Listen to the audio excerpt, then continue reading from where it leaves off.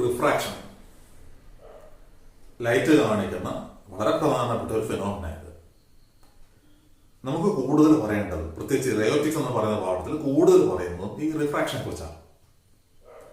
അപവർത്തനം എന്നൊക്കെ നമ്മൾ മലയാളത്തിൽ പറയാം. നിങ്ങളിത് പഠിച്ചിട്ടുണ്ട്.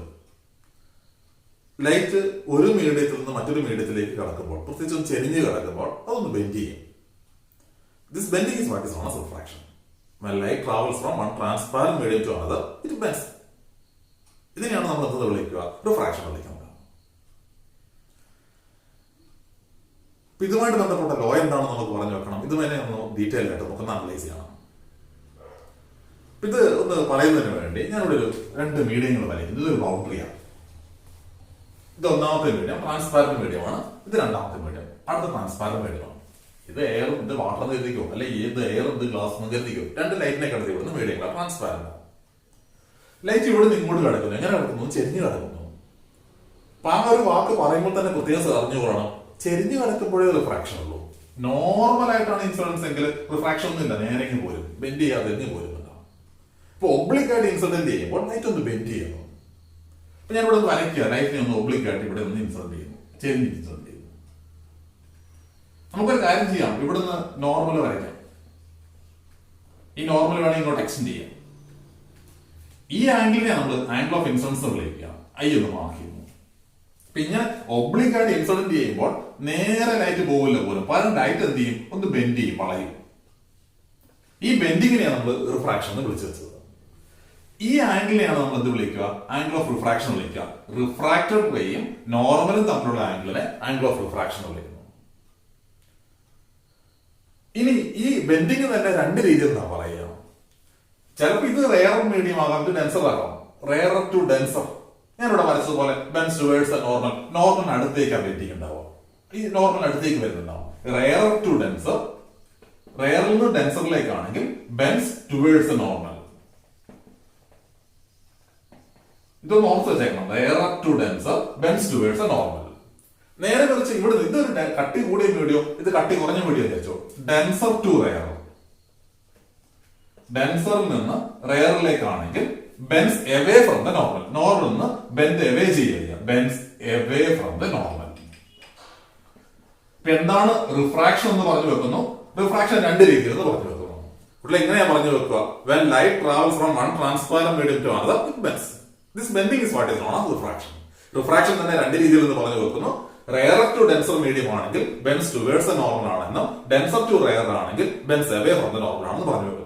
നോർമൽ ഇൻസിഡൻസ് ആണെങ്കിൽ എന്തില്ല? റിഫ്രാക്ഷൻ ഇല്ല എന്ന് പറഞ്ഞു വെക്കുന്നു. ഈ ആംഗിളിനെ ഇൻസിഡന്റ് റേയും നോർമലും തമ്മിലുള്ള ആംഗിളിനെ ആംഗിൾ ഓഫ് ഇൻസിഡൻസ് എന്നും, റിഫ്രാക്റ്റഡ് റേയും നോർമലും തമ്മിലുള്ള ആംഗിളിനെ ആംഗിൾ ഓഫ് റിഫ്രാക്ഷൻ എന്ന് പറഞ്ഞു വെക്കുന്നു. ഇനി നമുക്ക് പറയേണ്ടത് ഈ റിഫ്രാക്ഷനുമായിട്ട് ബന്ധപ്പെട്ട ലോസ് ആണ്. ഇപ്പൊ റിഫ്രാക്ഷൻ തോന്നുന്നത് പോലെ നടക്കില്ല. പണ്ട് നമ്മൾ റിഫ്ലക്ഷൻ പറഞ്ഞതുപോലെ തന്നെയാണ്. റിഫ്ലക്ഷൻ 2 ലോകളെ ഒബേ ചെയ്തുകൊണ്ട് മാത്രമേ നടക്കുള്ളൂ എന്ന് പറഞ്ഞു. അതേപോലെ തന്നെ റിഫ്രാക്ഷനും 2 ലോകളെ ഒബേ ചെയ്തുകൊണ്ട് മാത്രമേ നടക്കൂ.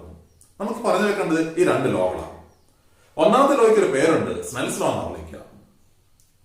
അത് കണ്ടുപിടിച്ച ആളുമായിട്ട് ബന്ധപ്പെടുത്തിയ എന്താ സ്നെൽസ് ലോ പറയുന്നത്? The ratio between sine of the angle of incidence and sine of the angle of refraction is a constant for a particular pair of media and for a given color of light. ഇത്രയേ ഉള്ളൂ. Sine I by sine r എപ്പോഴും ഒരു constant ആയിരിക്കും പറഞ്ഞു വെക്കുക. Condition ഉണ്ട്, ആർക്ക്? For a particular pair of മീഡിയങ്ങൾ മാറ്റാൻ പാടില്ല. And for a given colour of light, ലൈറ്റിനെ മാറ്റിക്കൊണ്ടിരിക്കാൻ പാടില്ല. ഞാൻ ബ്ലൂ ലൈറ്റ് എടുത്തെന്ന് വിചാരിച്ചു. ബ്ലൂ ലൈറ്റ് എടുത്തിട്ട് ഇത് എയറും ഇത് ഗ്ലാസും എന്ന് എഴുതിക്കോ. പിന്നെ നിങ്ങൾ മീഡിയം ഒന്നും മാറ്റാൻ പാടില്ല, ലൈറ്റ് മാറ്റാൻ പാടില്ല. നിങ്ങൾ പല ആംഗിൾ ഓഫ് ഇൻസിഡൻസ് ചെയ്യും, കറസ്പോണ്ടിങ് ആയിട്ട് 6 മാറും. വീണ്ടും ഐ മാറ്റിക്കോ, 6 മാറും. എന്നാലും എപ്പോഴും sine I by sine R എന്തായിരിക്കും? ഒരു കോൺസ്റ്റന്റ് ആയിരിക്കും പറഞ്ഞു വെക്കുക. ഇങ്ങനെയാണ് പറയാ, the ratio between sine of the angle of incidence to the sine of the angle of refraction is a constant. ഇതിനെ സെൻസ് വന്നു വിളിക്കുക. For a particular pair of media and for a given colour of light. വീണ്ടും നോക്കണേ, ആരാണ് ഈ constant നമ്മൾ പറഞ്ഞിട്ടില്ല. അടുത്ത ഈ കോൺസ്റ്റന്റ് എന്താണെന്ന് പറഞ്ഞിട്ടാണ് പോവുകയാണ്. This constant is known as refractive index of the second medium with respect to the first medium. ഇയാൾക്കൊരു കോൺസ്റ്റന്റ് ഉണ്ട്, അയാളുടെ പേരാണ് റിഫ്രാക്റ്റീവ് ഇൻഡെക്സ്. ഇതിന്റെ റിഫ്രാക്റ്റീവ് ഇൻഡെക്സ് N2 ആണ് വിചാരിക്കും. ഇത് 2ാമത്തെ മീഡിയം, ഇത് 1ാമത്തെ മീഡിയം. അയാളുടെ റിഫ്രാക്റ്റീവ് ഇൻഡെക്സ് N1 ആണ് വിചാരിക്കും. അങ്ങനെയാണെങ്കിൽ ഈ കോൺസ്റ്റന്റ് എന്ന് പറയുന്ന ആളാര n2/n1 or refractive index of the second medium with respect to the first medium. Or ഇതിനെ നമ്മൾ ഇങ്ങനെ എഴുതാറുണ്ട് n21 refractive index of the second medium with respect to the first medium. അപ്പൊ അങ്ങനെയാണ് സ്നെൽസ് ലോ നമുക്ക് ഒന്നുകൂടി പറഞ്ഞു വെക്കാം. എങ്ങനെ പറഞ്ഞു വെക്കാം? Snell's law States that the ratio between sine of the angle of incidence to the sine of the angle of refraction is a constant for a particular pair of media and for a given color of light, and this constant is known as refractive index of the second medium with respect to the first medium. Or Snell's law ഇങ്ങനെ എഴുതാം sin I by sin r is equal to n2/n1 or is equal to n21, where n21 is known as the refractive index of the second medium with respect to the first medium. Okay, രണ്ടാമത്തെ law വളരെ എളുപ്പമാണ്. നമ്മൾ റിഫ്ലക്ഷന്റെ രണ്ടാമത്തെ law പോലെ തന്നെയാണ്. എന്താ പറഞ്ഞു വെക്കുക? ഇൻസിഡന്റ് റേയും റിഫ്രാക്റ്റഡ് റേയും normal at the point of ഇൻസിഡൻസും ഒരേ പ്ലെയിനിൽ കിടക്കുന്നുണ്ടാവും, ഒരേ പ്രതലത്തിൽ കിടക്കുന്നുണ്ടാവും. സെക്കൻഡ് ലോ ഇങ്ങനെയാണ് പറഞ്ഞു വെക്കുക: the incident ray, the refracted ray and the normal at the point of incidence lie in the same plane. ഇത്രയേ ഉള്ളൂ. ഇങ്ങനെ ഒന്ന് ഇൻസിഡന്റ് ചെയ്യുന്ന ലൈറ്റിന് അടുത്ത ട്രാൻസ്പാരന്റ് മീഡിയത്തിലേക്ക് കിടക്കും. പക്ഷെ പ്രതലം മാറാൻ പറ്റില്ല. ഇവിടെ നിങ്ങൾ ഇങ്ങോട്ട് പോരാൻ പറ്റില്ല. അതേ പ്രതലം ഏത് പ്രതലത്തിലൂടെയാണോ വരുന്നത് അതേ പ്ലെയിനിൽ കൂടെ തന്നെ കടന്നു പോകുന്നുണ്ടാവും. ഇത് incident ray, the refracted ray and the normal at the point of incidence lie in the same plane. അപ്പൊ ഈ റിഫ്രാക്ഷന്റെ ഈ രണ്ട് ലോകൾ അത് ഓർത്തു വെക്കണേ. ഒന്നാമത്തെ ലോയുടെ പേര് സ്നെൽസ് ലോ എന്നാണ്. പറഞ്ഞു വെക്കുന്നത് എങ്ങനെയാണ്? The ratio between sine of the angle of incidence to the sine of the angle of refraction is a constant for a particular pair of media and for a given colour of light. That is sin I by sin r is equal to a constant. This constant is known as refractive index of the second medium with respect to the first medium. That is sin I by sin r is equal to n2/n1 or sin I by sin r is equal to n21. രണ്ടാമത്തെ കാര്യം എന്താ പറഞ്ഞു വെക്കുക? The incident ray, the refracted ray and the normal at the point of incidence lie in the same plane. അടുത്ത ടോപ്പിക്കിലേക്ക് പോവുക. അപ്പൊ നമ്മളിവിടെ ഒരു റിഫ്രാക്റ്റീവ് ഇൻഡെക്സ് എന്ന് പറഞ്ഞൊരു കോൺസ്റ്റന്റ് ഉണ്ട്. ഏതൊരു ട്രാൻസ്പാരന്റ് മീഡിയത്തിലും അങ്ങനെ ഒരു കോൺസ്റ്റന്റ് ഉണ്ടെന്ന് നമ്മൾ പറഞ്ഞു വെച്ചു. അപ്പൊ എന്താണ് ഈ സാധനം നമുക്കറിയില്ല. അപ്പൊ നമുക്ക് ഇതിനൊന്ന് ഡിഫൈൻ ചെയ്യാം. അബ്സല്യൂട്ട് റിഫ്രാക്റ്റീവ് ഇൻഡെക്സ്, ഒരു മീഡിയത്തിന്റെ റിഫ്രാക്റ്റീവ് ഇൻഡെക്സ് ഇങ്ങനെ പറഞ്ഞു വെക്കുക: it is A ratio between velocity of light in vacuum and velocity of light in that medium. ഇപ്പൊ ഒരു മീഡിയത്തിന്റെ റിഫ്രാക്റ്റീവ് ഇൻഡെക്സ് എന്ന് പറയുന്നത് അതൊരു റേഷ്യോ ആണ്. ആരൊക്കെ തമ്മിലുള്ള ratio? Velocity of light in vacuum divide by velocity of light in that medium. Velocity of light in vacuum നിങ്ങൾക്ക് അറിയാം എത്രയാണ്? വളരെ കൂടുതൽ. അത്രയത് അതിന്റെ value c is equal to 3 × 10⁸ metre per second. 3 ലക്ഷം കിലോമീറ്ററുകൾ ഒരു സെക്കൻഡിൽ നാം പറഞ്ഞു വെക്കുക. അത് divide by velocity of light in that medium is known as refractive index of that medium. ഇപ്പം ഗ്ലാസിലെ വെലോസിറ്റി എത്രയാണോ അത് 2 × 10⁸ മീറ്റർ പെർ സെക്കൻഡ് ആണെന്ന് വിചാരിച്ചു. അതിവിടെ സബ്സ്റ്റിറ്റ്യൂട്ട് ചെയ്യുക. അങ്ങനെയാണ് ഗ്ലാസിന്റെ റിഫ്രാക്റ്റീവ് ഇൻഡെക്സ് കിട്ടും. It is defined as the ratio between velocity of light in vacuum to velocity of light in that medium. അല്ല, അങ്ങനെയാണെങ്കിൽ ഫ്രീ സ്പേസിന്റെ റിഫ്രാക്റ്റീവ് ഇൻഡെക്സ് എത്രയാ വരിക? അല്ലെ വാക്യൂത്തിന്റെ റിഫ്രാക്റ്റീവ് ഇൻഡെക്സ് എത്രയാ വരിക? ഫ്രീ സ്പേസിൽ ലൈറ്റിന്റെ വേഗത ഏകദേശം എത്ര തന്നെയാ? c തന്നെയാ. അങ്ങനെയാണെങ്കിൽ ഇവിടെ സബ്സ്റ്റിറ്റ്യൂട്ട് ചെയ്ത് എത്ര കിട്ടും? അതിന്റെ c/c എന്ന് വരും. അതുകൊണ്ട് റിഫ്രാക്റ്റീവ് ഇൻഡെക്സ് എത്രയാ വരുന്നുണ്ടാവുക? 1 വരും. പെയറിന്റെ ഒക്കെ ഏകദേശം റിഫ്രാക്റ്റീവ് ഇൻഡെക്സ് എത്രയാ വരുന്നുണ്ടാവുക? 1. അപ്രോക്സിമേറ്റ്ലി 1 തന്നെയാണ്. കാരണം ബിയും സിയും ഒന്ന് തന്നെയാണ്. ബാക്കി എല്ലാ മീഡിയത്തിലും റിഫ്രാക്റ്റീവ് ഇൻഡെക്സ് ഒന്നി കൂടിയ ക്വാണ്ടിറ്റിയാണ്. കാരണം ലൈറ്റിന്റെ പരമാവധി വേഗത എവിടെ ഉണ്ടാവുക എന്നറിയോ? ഫ്രീ സ്പേസിലുള്ള വാക്യൂത്തിലുണ്ടാവുക. ബാക്കി എല്ലാ മീഡിയത്തിലും വി സിയേക്കാൾ കുറവാണ്.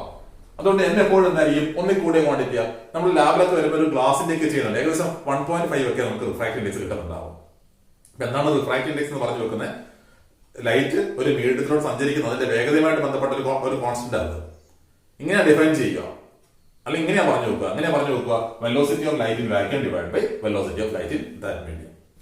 റിഫ്രാക്ഷനുമായിട്ട് ബന്ധപ്പെടുത്തി ധാരാളം ഡേ ടു ഡേ ഒബ്സർവേഷൻസ് നമുക്ക് കാണാൻ സാധിക്കും.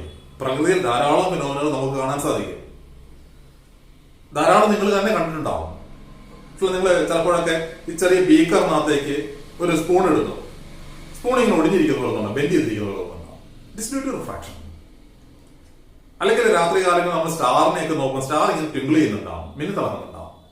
സ്റ്റാർ ഇങ്ങനെ മിന്നിത്തിളങ്ങാനുള്ള കാരണവും അല്ലെങ്കിൽ അങ്ങനെ ഒരു തോന്നൽ നമുക്ക് ഉണ്ടാകാനുള്ള കാരണവും ഈ റിഫ്രാക്ഷൻ ഉണ്ടാവും.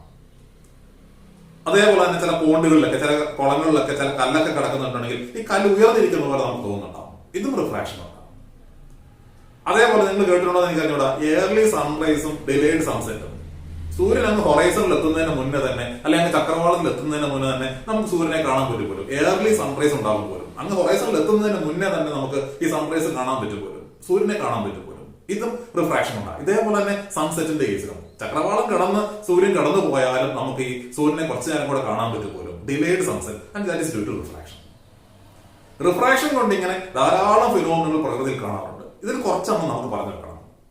ആദ്യം നമ്മൾ പറയുന്നത് ഈ അപ്പാരന്റ് ഡെപ്താണ്. എന്താ ഈ അപ്പാരന്റ് ഡെപ്ത്? ഒരു ഡെൻസർ മീഡിയത്തിൽ ഇരിക്കുന്ന ഒരു വസ്തുവിനെ റെയർ മീഡിയത്തിൽ നിന്നുകൊണ്ട് ഒരു ഒബ്സർവർ നോക്കുമ്പോൾ ആ ഒബ്സർവറിന് എന്താ തോന്നുക? അതിന്റെ റിയൽ ഡെപ്ത് അല്ല തോന്നുക, ശരിക്കുമുള്ള ആഴമല്ല തോന്നുക. പിന്നെയോ അത് കുറച്ച് ഉയർന്നിരിക്കുന്ന പോലെ, ആ ഒബ്ജക്റ്റ് കുറച്ച് ഉയർന്നിരിക്കുന്ന പോലെ തോന്നുന്നുണ്ടാവും. ഈ തോന്നുന്ന ആഴത്തെയാണ് നമ്മൾ എന്ന് വിളിക്കുക അപ്പാരന്റ് ഡെപ്ത് എന്ന് വിളിക്കുന്നുണ്ടാവുക. ഇതിനെ നമുക്കൊന്ന് അനലൈസ് ചെയ്യണം. അതിനു വേണ്ടി ഇവിടെ ഒരു മീഡിയം കൺസിഡർ ചെയ്യും. ഇതൊരു ഡെൻസർ മീഡിയമാണ്. ഗ്ലാസോ അല്ലെങ്കിൽ വാട്ടറോ എന്താണെങ്കിലും എടുത്തുകൂടാ. ഈ മീഡിയത്തിന്റെ റിഫ്രാക്റ്റീവ് ഇൻഡെക്സ് എന്നാണെന്ന് എഴുതിക്കൂടാ. പുറത്തെ മീഡിയം എയർ ആണ്, ഞാൻ നിങ്ങളൊക്കെ നിൽക്കുന്ന മീഡിയമാണെന്ന് എഴുതിക്കൂടാ. ഈ ഡെൻസർ മീഡിയത്തിന്റെ താഴെയായിട്ട് ഇവിടെ ഒരു ഒബ്ജക്റ്റ് ഇരിക്കുന്നുണ്ട്. ഓ എന്ന് ഞാൻ മാർക്ക് ചെയ്തിട്ടുണ്ട്. എന്തായാലും ആയിക്കോട്ടെ, ഒരു മീനോ അല്ലെങ്കിൽ ഒരു കല്ലോ എന്തായാലും ആയിക്കോട്ടെ. ഈ ഒബ്ജക്റ്റിനെ ഞാൻ കാണുന്ന പ്രോസസ്സ് അല്ല നിങ്ങൾ കാണുന്ന പ്രോസസ്സ് നമ്മൾ പറയുക. കുട്ടികളെ നമുക്കറിയാലോ, കാഴ്ച എന്ന് പറയുന്ന പ്രോസസ്സിനെ കുറിച്ച് നമ്മൾ നേരത്തെ പറഞ്ഞ വിഷൻ എന്ന് പറയുന്ന പ്രോസസ്സ്. എന്താ ഈ വിഷൻ എന്ന് പറയുക? ഇപ്പൊ ഞാനൊരു പോയിന്റിനെ കാണുക എന്ന് പറഞ്ഞാൽ അവിടെ വന്ന് വീഴുന്ന ലൈറ്റ് റിഫ്ലക്ട് ചെയ്ത് എന്റെ കണ്ണിലെത്തി അവിടെ ഇമേജ് ഫോർമേഷൻ നടക്കുമ്പോഴാണ് നമ്മൾ കാണുന്നത്. അപ്പൊ അങ്ങനെയാണെങ്കിൽ ഈ ഒബ്ജക്റ്റിനെ ഇവിടെ നിൽക്കുന്ന ഞാനോ നിങ്ങളോ കാണുക എന്ന് പറഞ്ഞാൽ അതിന്റെ പ്രോസസ് എന്താ? ഇവിടെ വന്ന് വീഴുന്ന ലൈറ്റ് റിഫ്ലക്ട് ചെയ്ത് വരുന്നു. ഇവിടെ എത്തിയപ്പോഴത്തേക്ക് നോക്കിക്കേ, മീഡിയം മാറുക. ഡെൻസർ മീഡിയത്തിൽ നിന്ന് റെയർ മീഡിയത്തിലേക്ക് ലൈറ്റ് കിടക്കുക. ഇപ്പൊ എന്താ ചെയ്യുക? ബെൻഡ് ചെയ്യും, റിഫ്രാക്ഷൻ നടക്കും. എങ്ങനെയാ ബെൻഡ് ചെയ്യുക? ഡെൻസറിൽ നിന്ന് റെയറിലേക്ക് കിടക്കുമ്പോൾ light Benz away from the normal. നമ്മൾ പറയാം നോർമൽ അകന്ന് ബെൻഡ് ചെയ്യും. ബെൻഡ് ചെയ്തേ ഇങ്ങനെ വന്നു, ഈ ലൈറ്റ് നമ്മുടെ കണ്ണിലെത്തി. പക്ഷെ നമുക്കെന്താ തോന്നുന്നറിയോ? ഈ ലൈറ്റ് ഇങ്ങനെ വളഞ്ഞിട്ടൊന്നും തോന്നൂല. നമുക്കെന്താ തോന്നുന്നുണ്ടാവുക? ഇങ്ങനെ പോകുന്ന ലൈറ്റ് നേരെ പുറകോട്ടെക്സിന്റെ ഇവിടുന്ന് പുറപ്പെടുക. ഇപ്പൊ ഇവിടുന്ന് പുറപ്പെട്ട ലൈറ്റ് ഇവിടുന്ന് പുറപ്പെട്ട പോലെ നമുക്ക് തോന്നുക. അതുകൊണ്ട് ഞാൻ ഈ ഒബ്ജക്റ്റിന് ഇവിടെ കാണില്ല, പകരം എന്താ കാണുക? അതിന്റെ ഒരു വെർച്വൽ ഇമേജ് ഇവിടെ കാണുക.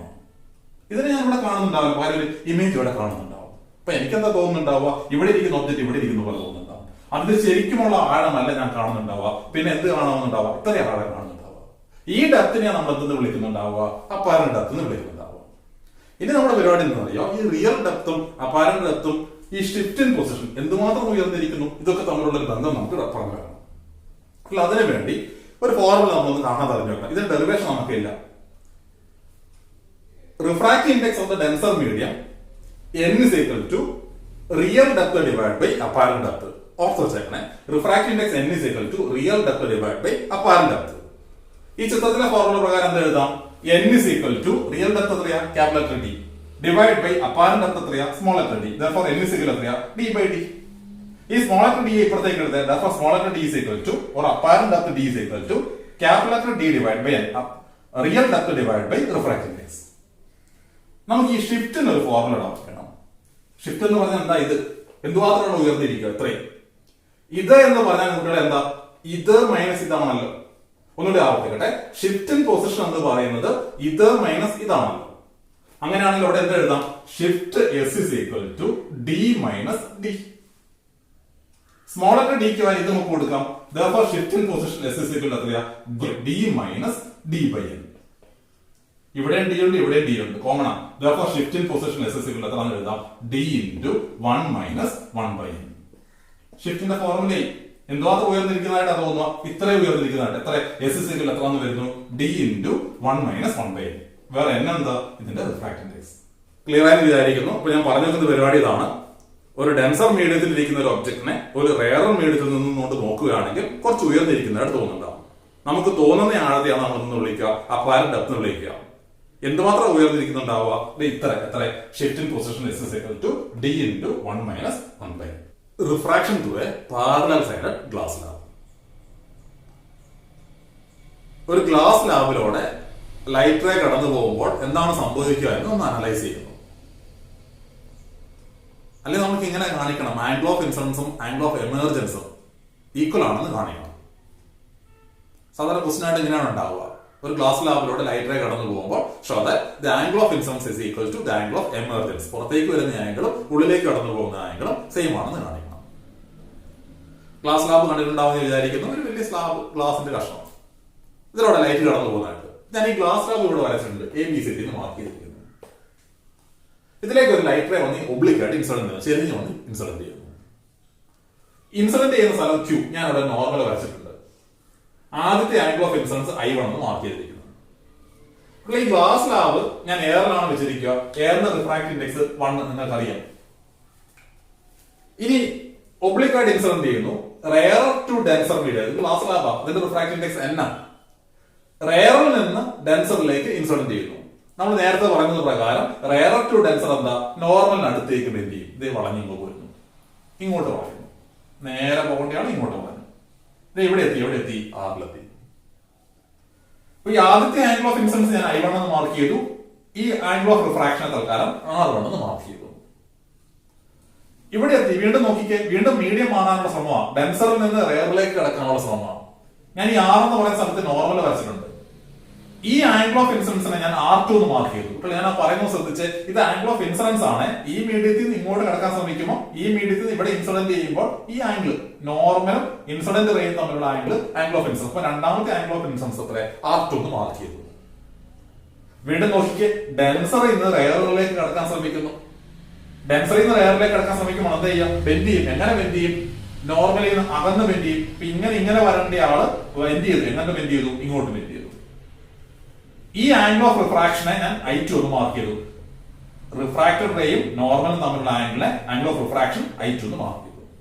ഇത് ആംഗിൾ ഓഫ് ഇൻസിഡൻസ് ആണ്. ഇത് ആദ്യത്തെ ആംഗിൾ ഓഫ് റിഫ്രാക്ഷൻ ആണ്. ഇത് രണ്ടാമത്തെ ആംഗിൾ ഓഫ് ഇൻസിഡൻസ് ആണ്. ഇത് രണ്ടാമത്തെ ആംഗിൾ ഓഫ് റിഫ്രാക്ഷൻ ആണ്. I2 എന്ന് മാർക്ക് ചെയ്തിട്ടുണ്ടാവും. ഇനി നോക്കിക്കേ, രണ്ട് റിഫ്രാക്ഷൻ നടക്കുന്നുണ്ട്. ഇവിടെ ഒരു റിഫ്രാക്ഷൻ നടക്കുന്നുണ്ട്, ഇവിടെ ഒരു റിഫ്രാക്ഷൻ നടക്കുന്നുണ്ട്. ഇവിടെ നമുക്ക് സ്നെൽസ് ലോ അപ്ലൈ ചെയ്യാം, ഇവിടെ നമുക്ക് സ്നെൽസ് ലോ അപ്ലൈ ചെയ്യാം. ആദ്യം നമുക്ക് ഇവിടെ അപ്ലൈ ചെയ്ത് നോക്കാം. എന്താ സ്നെൽസ് ലോ പറയുക, sin I by sin R = N2 by N1.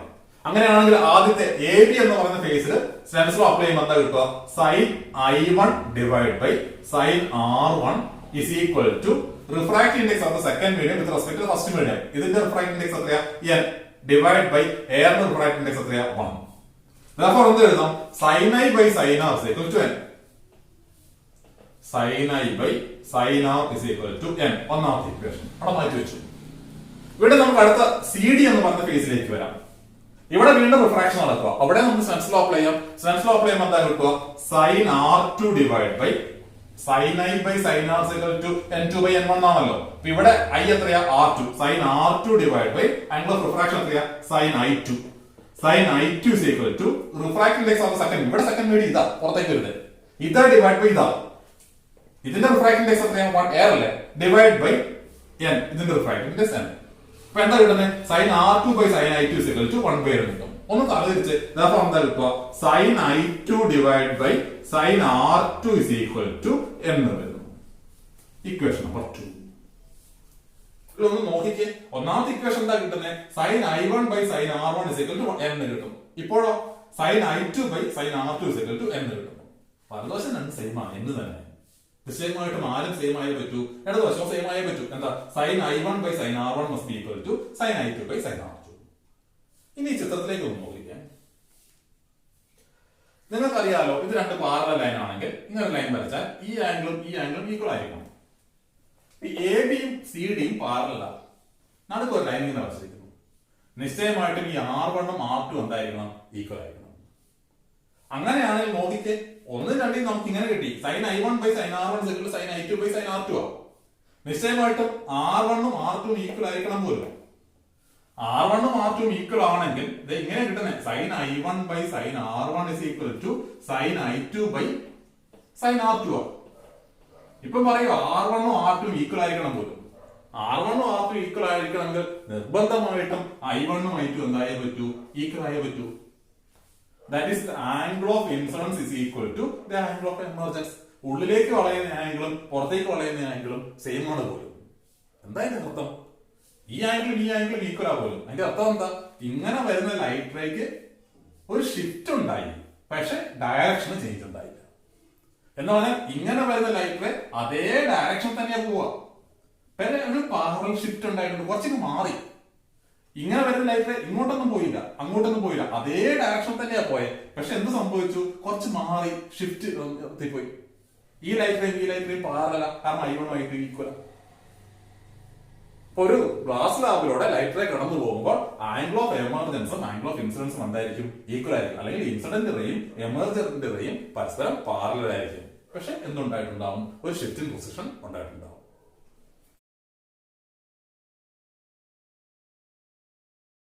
റിഫ്രാക്ഷനുമായിട്ട് ബന്ധപ്പെടുത്തി ഈ ഒരു കാര്യം കൂടി നമ്മൾ പറയുന്നുണ്ടാവാം.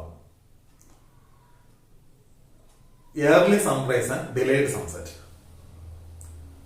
സൂര്യൻ അങ്ങ് ഹൊറൈസണിൽ എത്തുന്നതിന് മുന്നേ, ചക്രവാളത്തിൽ എത്തുന്നതിന് മുന്നേ തന്നെ സൂര്യോദയം ഉണ്ടായതായിട്ട് നമുക്ക് തോന്നും. അതേപോലെ തന്നെ സൂര്യൻ അസ്തമിച്ചതിന് ശേഷം ഹൊറൈസൺ കടന്ന് വൈകുന്നേരങ്ങളിൽ ഹൊറൈസൺ കടന്നു പോയതിനു ശേഷം കുറച്ചു നേരം കൂടി നമുക്ക് സൂര്യനെ കാണാനാവും. Delayed sunset. റിഫ്രാക്ഷൻ എന്ന് പറഞ്ഞൊരു ഫിനോമിന ഉണ്ട്. ഇങ്ങനൊരു സംഭവം ഉണ്ടെന്നാണ് പറഞ്ഞു വെക്കുക. ഇവിടെ ഞാനിവിടെ ചിത്രം വരച്ചിട്ടുണ്ട്. ഇത് എർത്താണ്. എർത്തിൽ ഞാൻ നിങ്ങളൊക്കെ നിൽക്കുന്നു. ഇവിടെ ചെറിയ പൊട്ട് പോലെ നമ്മൾ നിൽക്കുന്നു. ഞാൻ ഇങ്ങോട്ട് വരച്ചിട്ടുണ്ട്. നേരെ ഇവിടെ ഹൊറൈസൺ. സൂര്യൻ ഇങ്ങനെ കയറി ഇങ്ങനെ വരുന്നത് അങ്ങനെയാണല്ലോ. ഇവിടെ എത്തുമ്പോഴാണല്ലോ സൂര്യ ഉദയം ഉണ്ടായെന്നൊക്കെ നമ്മൾ പറയാം. നോക്കി, ഇവിടുന്ന് പുറപ്പെടുന്ന ലൈറ്റ് റേ ഒരിക്കലും നമ്മുടെ അടുത്ത് എത്താൻ പാടില്ല. ഇവിടുന്ന് പുറപ്പെടുന്ന ലൈറ്റ് റേ നേരെ ഇങ്ങനെ പോകും. ലൈറ്റ് റേ വളയില്ല, നേരെ ഇങ്ങനെ പോകേണ്ടതാ. അപ്പൊ ഇവിടെയൊക്കെ വാക്യൂം നിങ്ങൾക്ക് അറിയാലോ. അതുകൊണ്ട് നേരെ ഇവിടെ വരെ എത്തും. ഇവിടെ ഞാൻ ഈ ഡോട്ട് ലൈനായിട്ട് കാണിച്ചിരിക്കുന്ന അറ്റ്മോസ്ഫിയറാണ്. അറ്റ്മോസ്ഫിയറിലേക്ക് എത്തുമ്പോഴത്തേക്കും പതുക്കെ ലൈറ്റ് റേ എന്ത് ചെയ്യുന്നുണ്ട്? പതുക്കെ ബെൻഡ് ചെയ്യും. മീഡിയം മാറുന്നു. പല ഡെൻസിറ്റിയുള്ള മീഡിയം മാറി പതുക്കെ ഡെൻസിറ്റി മാറുന്ന ബെൻഡിങ് മാറി ഇവിടെ എത്തുന്നുണ്ടാവും. ഇങ്ങനെ പോകേണ്ടുന്ന ലൈറ്റ് റേ ഒരു കാരണവശാൽ ഇവിടെയാണ് സൂര്യനെങ്കിൽ ഞാൻ ഒരു കാരണവശാൽ സൂര്യനെ കാണാൻ പാടില്ലാത്തതാ. ഇത് നേരെ കടന്നു പോകേണ്ട ലൈറ്റ് റേ. ഇവിടുന്ന് വരുന്ന ലൈറ്റ് എന്നിലേക്ക് എത്തൂലല്ലോ. ഇവിടുന്ന് ഇങ്ങനെ വരുന്ന ലൈറ്റ് നേരെ പോകേണ്ടതാണ്. അത് വളഞ്ഞിട്ട് എന്നിലേക്ക് എത്തുന്നു. ഇനി എന്റെ പ്രശ്നം എന്താ അറിയോ? ഈ ലൈറ്റ് ഇങ്ങനെ വളഞ്ഞ പോലെ എനിക്ക് തോന്നുന്നില്ല. ഞാനെന്താണെന്ന് അറിയോ? ഇവിടുന്ന് പുറപ്പെട്ട ലൈറ്റ് ഇവിടുന്ന് പുറപ്പെട്ടു നേരെ ഇവിടുന്ന് പുറപ്പെട്ട പോലെ എനിക്ക് തോന്നും. എന്ന് പറഞ്ഞാൽ ഇവിടെയുള്ള സണ്ണിനെ എന്റെ ഒരു ഇമേജ് ഞാൻ ഇവിടെ കാണുന്നുണ്ടാവും. എയർലി സൺറൈസ്, സണ്ണിനെ കാണാനാകുന്നതിന് മുന്നേ തന്നെ, അല്ലെ ഹൊറൈസണിൽ എത്തുന്നതിന് മുന്നേ തന്നെ സണ്ണിന്റെ ഒരു ഇമേജ് കാണുന്നുണ്ടാവും. എനിക്ക് എന്നിലേക്ക് ലൈറ്റ് എത്തുന്നുണ്ടാവും. റിഫ്രാക്ഷൻ വളയുന്നു. ഇവിടെ അറ്റ്മോസ്ഫിയറിലൂടെ ലൈറ്റ് വളയുമ്പോൾ വളയുന്നു. ഇതേ പ്രോസസ് എന്താ സംഭവിക്കുക? വൈകുന്നേരങ്ങളിലും ഉണ്ടാവും.